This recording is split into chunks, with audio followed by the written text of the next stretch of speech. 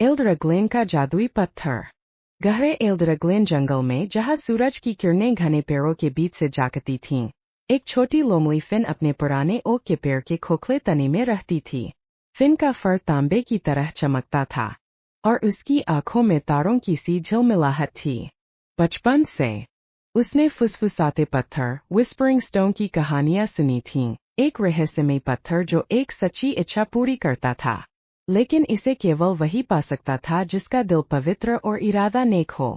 एक दिन जब ठंडी हवा जंगल में फैलने लगी, फिन ने पत्थर को खोजने का निश्चय किया। वह अपने साथ कुछ जंगली बेर और दादी की दी हुई लकड़ी की बांसुरी लेकर निकले। दादी हमेशा कहती थीं, संगीत तुम्हें हमेशा रास्ता दिखाएगा। पहली परीक्षा, प्रतिध्वनि नदी रिवर ऑफ एकोस। जंगल में चलते चलते फिन एक प्रतिध्वनि नदी पर पहुंची।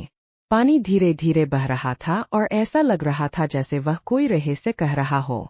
नदी के ऊपर एक लकड़ी का पुल था, लेकिन जैसे ही फिन ने उस पर कदम रखा, एक रहस्यमय आवाज आई। आगे बढ़ने के लिए तुम्हें सच्चाई से जवाब देना होगा। तुम फुसफुसाते पत्थर की खोज क्यों कर रही हो? तुम फुसफुसाते पत्थर की खोज क्यों कर रही हो? फिन कुछ पल सोचती रही, फिर बोली, मैं इसे अपने लाभ के लिए नहीं चाहती।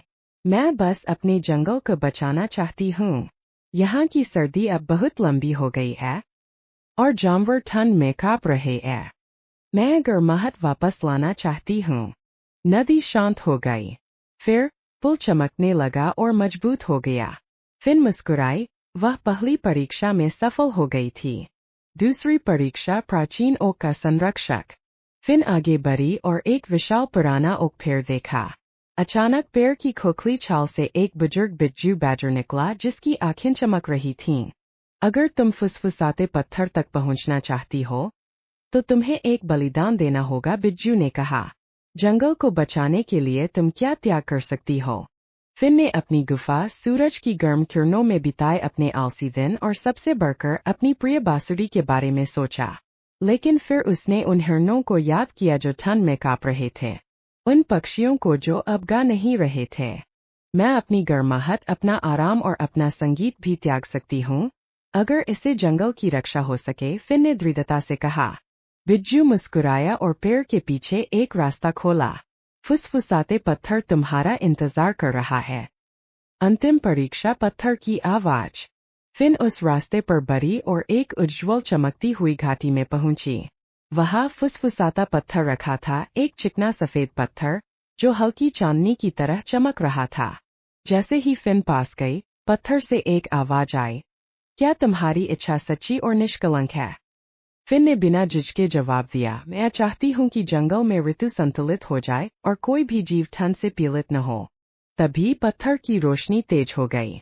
अचानक जंगल में ठंडी हवाएं शांत हो गईं। सूखे पेड़ों पर फिर से सुनहरे पत्ते आ गए।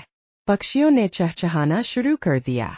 लेकिन फिन को महसूस हुआ कि उसकी बांसुरी अब उसके पास नहीं थी। तुमने अपना संगीत जंगल को दे दिया है, पत्थर ने कहा। अब यह हमेशा तुम्हारे लिए गाएगा। फिन मुस्कुराई। अब जब भी वह जंगल में चलती, हवा एक मधुर संगीत गुनगुनाती थी और पक्षी उसके लिए नई धुनें गाते थे। उसने अपना सबसे प्यारा खजाना खो दिया था, लेकिन बदले में उसे कुछ और कीमती मिला, एक सजीव और संतुलित जंगल।